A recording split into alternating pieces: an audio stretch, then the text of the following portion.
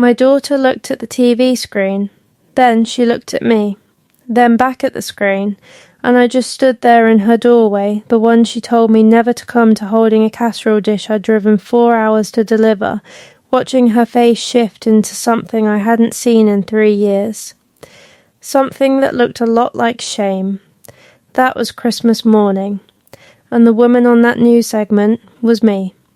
Welcome back to Frontline Retribution, the channel for quiet people who get pushed 1 inch too far, and the moment the truth finally walks through the front door.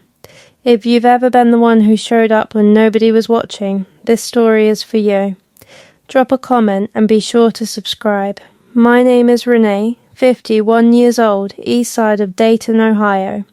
19 years as a medical billing specialist. 2 kids raised mostly alone on $47,000 a year after my ex-husband left when Brianna was 9 and Marcus was 6. I thought the hard part was behind me. I was wrong. Brianna married Derek and moved to Worthington, the kind of neighborhood where the lawns look like they're on salary. I was proud of her.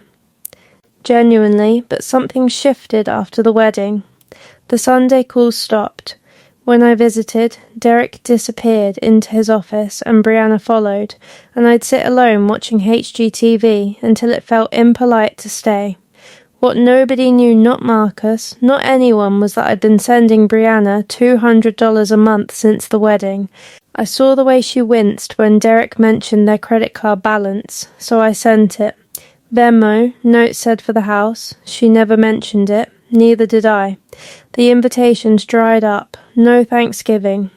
The Christmas before everything broke, I drove 4 hours to Columbus with gifts and got 45 minutes before she handed me a tin of cookies at the door like a neighbour and said they had plans. 34 degrees outside. I sat in the car for 10 minutes before I could drive. Not crying, just trying to understand when I became someone my daughter needed to get rid of.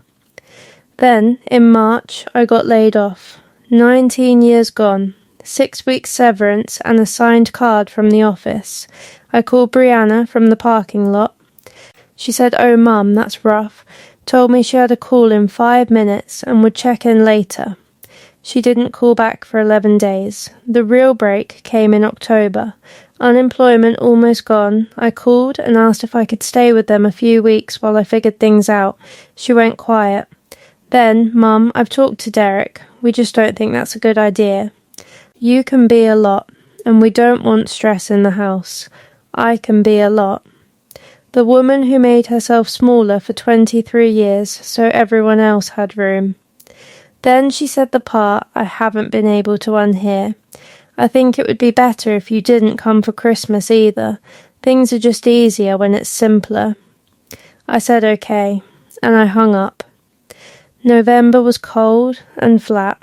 Rent $890. Utilities $130. Unemployment gone.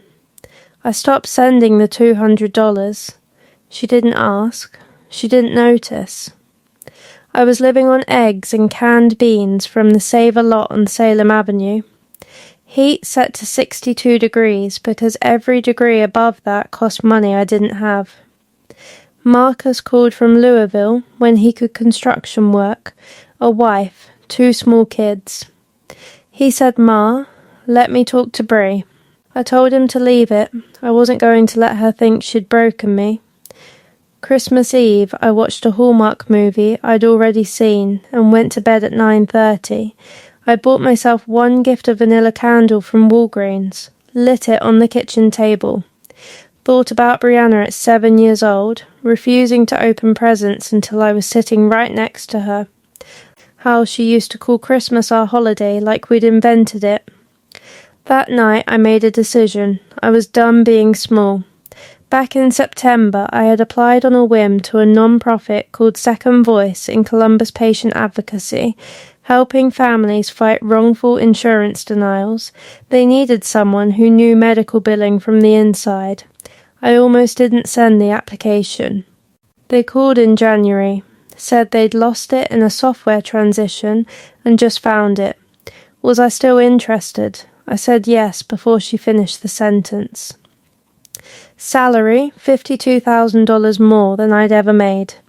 I moved to Clintonville, $975 a month, afternoon light through the window, bought real groceries, turned the heat to 68. By spring, I had helped reverse a $34,000 insurance denial for a single mother named Angela, who had been waiting 11 months for surgery. She cried on the phone. I cried after I hung up. I hadn't cried since November. In October, a Columbus TV station featured Second Voice. My director, Patricia, nominated me to speak. I almost said no. I said yes. The segment aired Christmas morning. I had no idea Brianna would be watching. I drove to Worthington on impulse, made the sweet potato casserole I used to bring every Christmas when the kids were little. Told myself I'd leave it at the door if she didn't answer. I wasn't there to prove anything. I was there because I was still her mother, and I missed my daughter. She answered. Looked at me the way you look at someone you've been expecting and dreading.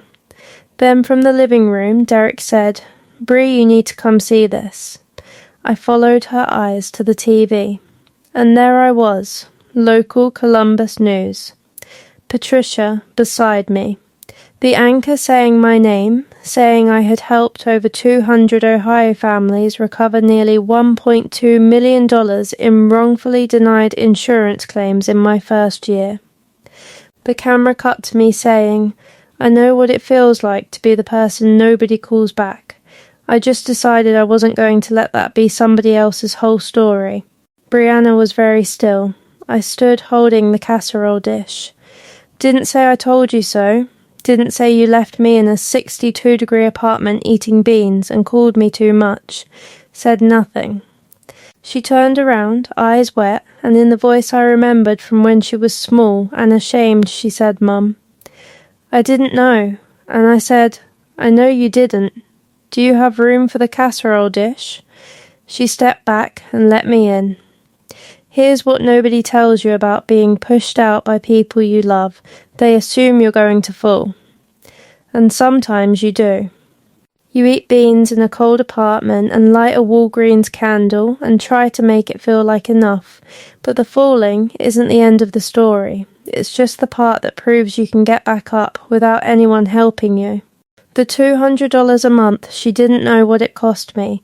The 62 degrees. The broth I called soup. I didn't tell her because I thought love was supposed to be quiet. I thought being a good mother meant making the sacrifice invisible. But invisible doesn't mean it didn't happen. And the people who carry the most are often the ones nobody notices until the whole city sees their face on a screen Christmas morning. You don't have to be loud to matter, but you do have to keep going. Especially when nobody's watching.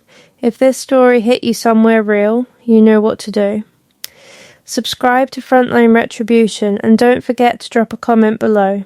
I read every single one.